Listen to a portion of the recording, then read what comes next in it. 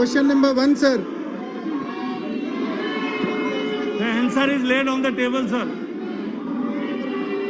GO number 107 dated September 28, 2004 in erstwhile Andhra Pradesh states that minimum drawdown level of Srisailam Dam is at 854 feet, sir. Because at 854 feet only, water can be given to Rayalaseema districts, Nellore, Prakasam districts, and also for Chennai drinking water purpose, sir.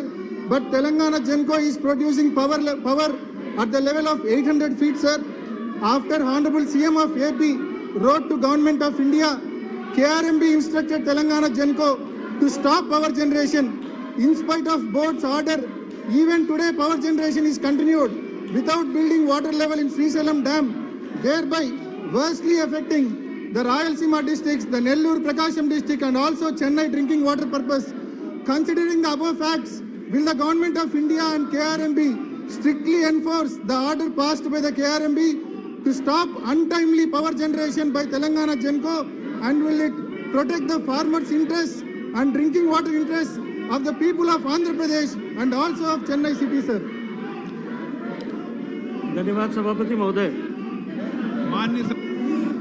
माननीय सदस्य ने जो प्रश्न खड़ा किया है तेलंगाना आंध्र प्रदेश के किसानों, रायलसीमा के किसानों को लेकर के, मैं उससे पूर्णतः सहमत हूँ।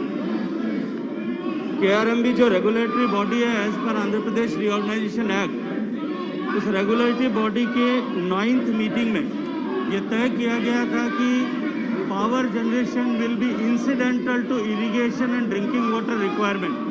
जब इरिगेशन और ड्रिंकिंग वाटर के लिए पानी की आवश्यकता होगी, केवल और केवल तभी पानी जो है बांध से छोड़ा जाएगा। आंध्र प्रदेश के माननीय मुख्यमंत्री जी का पत्र मुझे प्राप्त हुआ था, और साथ ही साथ में आंध्र प्रदेश के माननीय मुख्यमंत्री जी ने केआरएमबी के चेयरमैन को भी पत्र लिखा था। हमने उसके कंटेक्स्ट में वापस प्रश्न का जवाब भी लिखा है। हमने बार बार उनको जो है केआरएमबी के माध्यम से भी और डायरेक्ट जेनको को लिख करके ये कहा गया है कि आप पावर जनरेशन को तुरंत बंद करें, लेकिन बंद करने के बजाय जेनको ने ये लिख दिया है कि अभी हम इसको बंद नहीं कर रहे हैं, फुल स्विंग पे तीनों प्लांट ऑपरेट करने चाहिए। हमने एक बार फिर तेलंगाना सरकार को चिट्ठी लिख करके कहा है कि इसे बंद किया जाना चाहिए।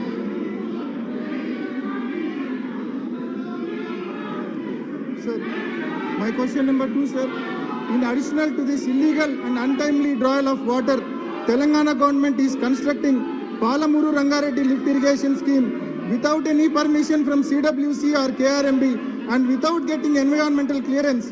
In disguise of drinking water project, they are constructing massive lift irrigation project which will pump 90 TMC of water every year at the level of 800 feet from Srisailam Dam, sir, through power generation from left bank and through Palamuru Rangareddy lift, Kalvakurti lift, Dindi and SLBC tunnel scheme. The Telangana government will be able to draw or consume 8 TMCs of water per day at the level of 800 feet in Srisailam Dam, sir. Sir, if Palamuru Rangareddy lift irrigation scheme is completed, then the Ayakat of SRBC, Teluganga, KC Canal, GNSS, HNSS, Veligonda, and also the drinking water needs of the Andhra Pradesh and Chennai will be at very high risk, as the minimum level to give water to the AP projects is 854 feet, except for GNSS, which is at 834 feet. Keeping in view of the severe loss that is going to incur for the people of Andhra Pradesh and also for Chennai city, will the government of India take stern measures to stop Palamuru Rangareddy lift irrigation scheme, sir? माननीय अध्यक्ष महोदय, interstate basis पर बने जो राज्यों के हितों की रक्षा करने के लिए देश के संविधान और इंटरस्टेट बेसिन एक्ट में जिस तरह का प्रावधान किया, उस प्रावधान के अनुरूप आंध्र प्रदेश रिऑर्गेनाइजेशन एक्ट में भी दोनों राज्यों के कृष्णा और गोदावरी दोनों नदियों पर बने हुए प्रोजेक्ट्स के ऊपर दोनों राज्यों के इंटरेस्ट को प्रोटेक्ट करने के लिए केआरएमबी और GRMB Krishna river management board and Godavari river management board का गठन किया गया था।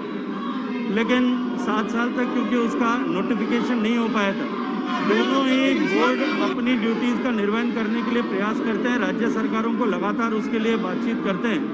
हमें इस व्यवस्था को और अधिक सुचारू करने के लिए हमने हाल ही में दोनों बोर्ड्स के जुरिस्डिक्शन को नोटिफाई कर दिया है। उस नोटिफिकेशन के बाद में जो है बोर्ड की शक्तियाँ और बढ़ेंगे और निश्चित रूप से आने वाले समय में हम इस तरह की परिस्थितियों को रोक पाएंगे। माननीय सभापति महोदय, दुर्भाग्यपूर्ण है कि दोनों ही प्रदेशों में बिना CWC और भारत सरकार की अनुमति लिए हुए इस तरह के प्रोजेक्ट्स करने की परंपरा रही है और लगातार वो परंपरा चल रही है, जो निश्चित रूप से दोनों राज्यों के बीच में तनाव का कारण बन रही है।